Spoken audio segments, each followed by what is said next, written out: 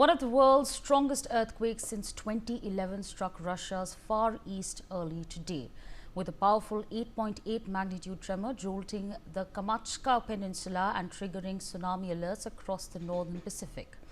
The quake, the strongest in the region since 1952, was followed by intense aftershocks, with seismologists warning of further tremors up to magnitude 7.5 in the coming weeks. A tsunami wave hit North Kursk, flooding parts of the settlement and a local fishing facility. Evacuations were reported across Kamchatka and Kuril Island and parts of Japan, while tsunami sirens sounded as far as Alaska, Hawaii and even New Zealand. Joining us at this point in time is a special guest. We've been joined by Ms. Christina Malik, Sputnik India Special Correspondent, live with us from Moscow, Russia. Ma'am, thank you so much for taking out time in this critical hour. I want to understand from you, what exactly has the impact been like since the earthquake struck parts of Russia? Yeah, first of all, I would like to say that it's really the strongest earthquake in this region since 1952, but it was awaited for the decades, and all the regional system was aware to get such a strong earthquake. So all the infrastructure and all the residential buildings were built to be ready to resist such an earthquake.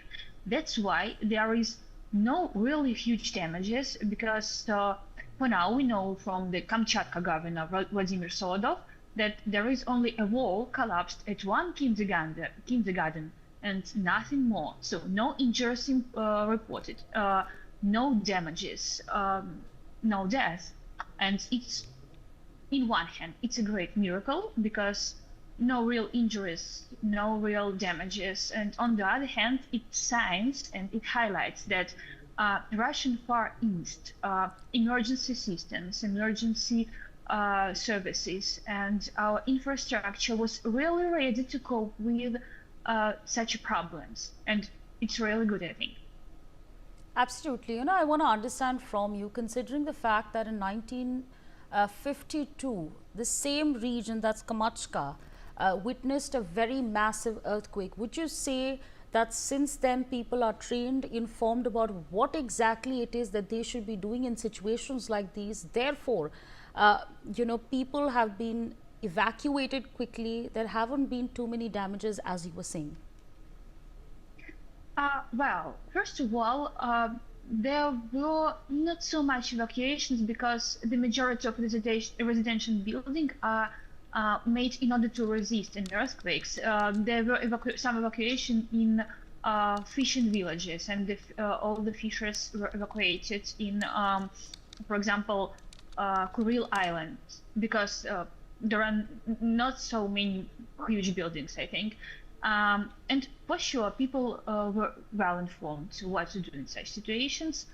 People were prepared to such situations, so there is no mass panics. But for sure, sometimes Russian ambulance has reported that there were some signs of calling the ambulance with panics, but it's not really massive ones. So yeah, most of all people were prepared, and it's really good. Absolutely. Of course, Russian media was also reporting the fact that in regions like Sakhalin, there is a power grid that has been shut. Its damage is what we are understanding at this point in time. What more can you tell us on that front? What exactly, are people facing such kind of problems right now? What exactly is the measure that's been taken? So the earthquake in Sakhalin, it's like a part of Kamchatka earthquake because the regions are close to each other, and actually there is no damages too because the region was prepared to, because Sakhalin is situated in the Pacific Ocean as well, and all the infrastructure here built the same way as in Kamchatka. So I cannot say that there are some damages. Yeah. In the first hour, there was some electricity and internet shortages, but for now, all the systems are working well, are doing well, and we don't see any signs, any kinds of problem here with any damages. Right, absolutely. Of course, I also want to understand from you, 8.8 magnitude earthquake. I want to understand from you, have you been in contact with someone recently who was there in the parts that were affected by the earthquake? Have you been able to speak to some of them, and if so, what exactly have they told you about the situation?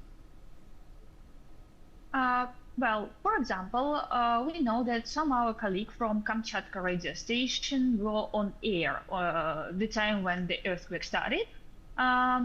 So as we see on the video and as they told Russian media, they didn't even have panic. They just started working as they did it because they were well informed what to do, how to react, and so on and so forth. So people didn't get panic. They just do what they should have done during the emergency instructions.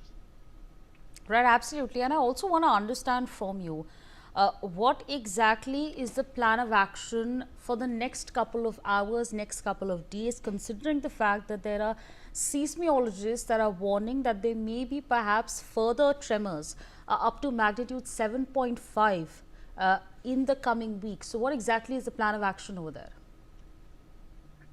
So first of all, there are damage inspections. They are underway at key facilities. They're checking main residential buildings, school, hospitals, kindergartens, to be sure that it's safe to stay here for people. If it won't be safe, they will be evacuated to another parts of the regions.